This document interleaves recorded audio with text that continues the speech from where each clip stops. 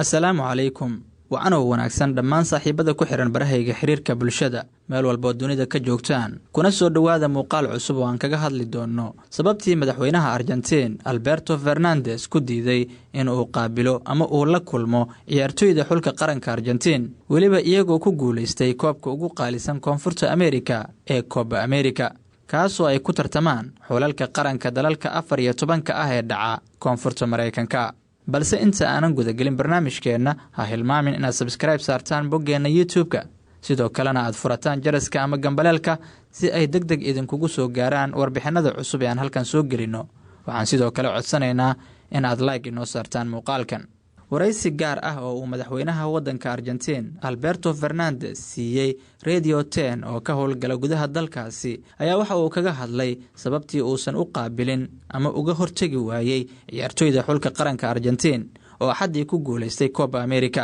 markii ay gool iyo eber kaga badiyeen dhigooda Brazil. madaxweyne Fernandez oo arinta ka hadlayay ayaana yiri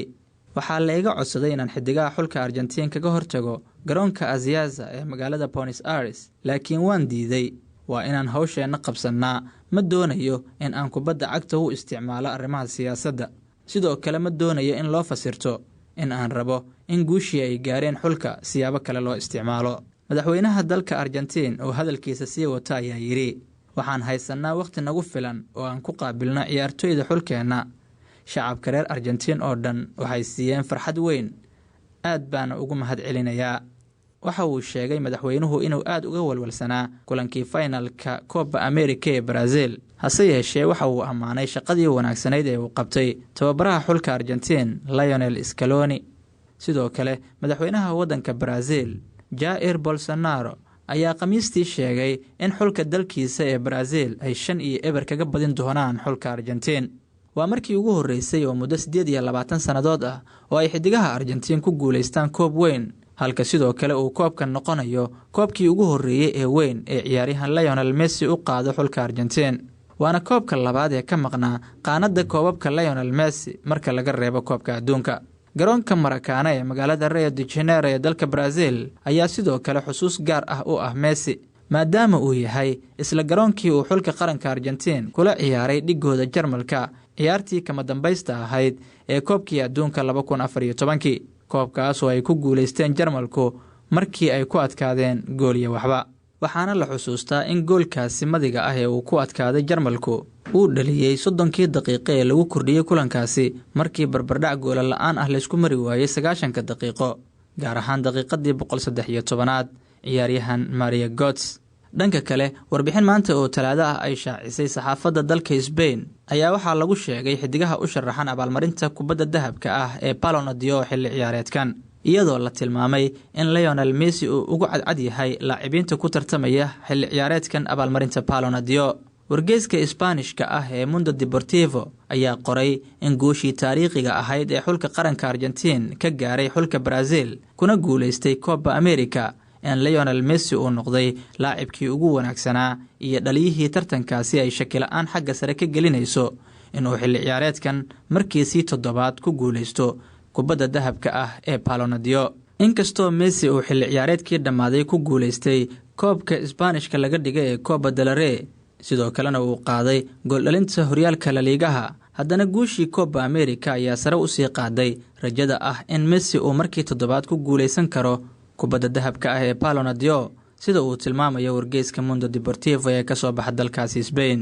warbixinta ayaa intaa ku daraysa inuusan jirin ciyaaryahan xilli ciyaareedkii hore gaaray guulo waaweyn oo uu kaga sarreyn karo xidigaha kula tartamaya kubadda dahabka ah, waxaana wargeysku uu sheegay in ninka keliya ee Lionel Messi kula tartami kara kubadda dahabka ah uu yahay xidiga qadka dhexe ee xulka qaranka Faransiiska iyo kooxda Chelsea ee N'Golo Kante, maadaama uu Chelsea u horseeday hanashada koobka horyaalada Yurub isla markaana uu ahaa xidigii ugu fiicnaa ciyaartii kama dambaysta ahayd ee UEFA Champions League. inkastoo Kante iyo xulkiisa Faransiisku ay xilli hore isaga hareen tartanka Euro 2020, haddana waxa ay jariirada Mundo Deportivo ay qortay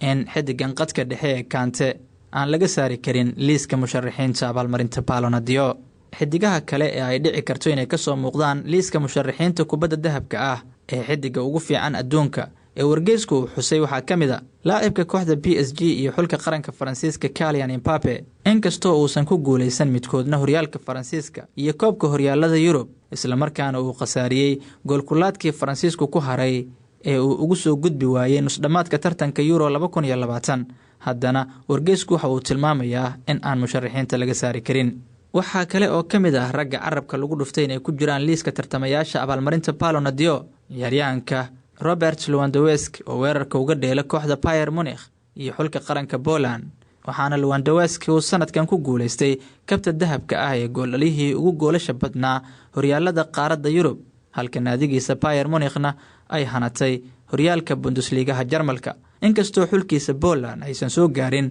nusdhamaadkii Euro 2020 goolayaha xulka qaranka Talyaaniga Gianluigi Donnarumma oo xulkiisa Azzurri u horseeday ku guuleysiga koobka qaramada qaaradda Yurub isla markaana noqday xidigii ugu fiicnaa tartankaasi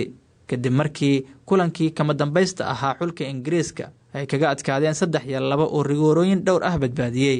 ayaa la isku raacsan yahay inuu ku jiri doono liiska ciyaartooyda u tartamaya kubadda dahabka ee Ballon d'Or halka laacibiinta kale ee wargeysku uu sheegay inay Messi kula tartami doonaan kubadda dahabka ah ay ka mid yihiin Cristiano Ronaldo oo ciyaaray Juventus iyo xulka Portugal oo ku guuleystay gool dhalinta tartanka qaramada qaaradda Yurub 2020 Pedri Gonzalez oo ka tirsan xulka qaranka Spain isla markaana hantay abaalmarinta da'yarkii ugu fiicnaa tartanka koobka qaramada qaaradda Yurub ee Euro 2020 Kevin De Bruyne oo isna Manchester City kula guuleystay horyaalka Ingiriiska halka uu ka mid yahay raggii City soo gaarsiiyay finalkii UEFA Champions League Neymar Jr, Karim Benzema, Harry Kane iyo Jorginho ayaa iyaguna ka mid ah musharaxiinta u tartamaya abaalmarinta kubadda dahabka ee Ballon d'Or oo wargeysku qormadiisa ku tilmaamay intaas waxaan ku soo gabagabeynaynaa warbixintii aan ka diyaarinay xidigaha Lionel Messi kula tartamaya abaalmarinta Ballon d'Or iyo sidoo kale sababtii madaxweynaha waddanka Argentina uu u qaabili waayay xidigaha xulka qaranka Argentina ee uu hogaamiyo Lionel Messi kuwaasoo sanadkan hantay Copa America intaan warbixin kale idiin soo diyaarin doono waa anigoo ah Harun Yusuf Qasaaro idinku dhaafaya sidaas iyo nabadgelyo.